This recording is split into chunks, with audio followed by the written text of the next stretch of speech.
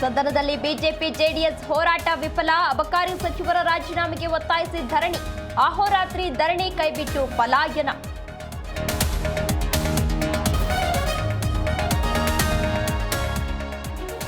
ಸದನದಲ್ಲಿ ನರೇಗಾ ವಿಚಾರ ಗದ್ದಲ. ಮೋದಿ ಸರ್ಕಾರದ ವಿರುದ್ಧ ಸಚಿವ ಪ್ರಿಯಾಂಕ್ ಕಿಡಿ. ವಿಧಾನಸಭೆ ಕಲಾಪ ಅನಿರ್ದಿಷ್ಟಾವಧಿಗೆ ಮುಂದೂಡಿಕೆ.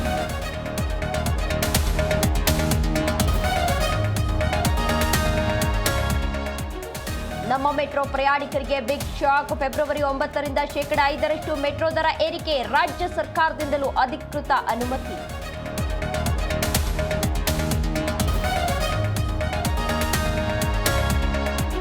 ಸಂಪಾಯಿತಲೆ ಪರಾಕ್ ಎಂದ ಗೊರವಯ್ಯ. ಭವಿಷ್ಯವಾಣಿ ಮೂಲಕ ರಾಜ್ಯ ಜನತೆಗೆ ಸಿಹಿ ಸುದ್ದಿ. ಕಾರ್ಣಿಕ ನುಡಿಯ ವಿಶ್ಲೇಷಣೆ ನೀಡಲು ಡಿಸಿ ನಕಾರ.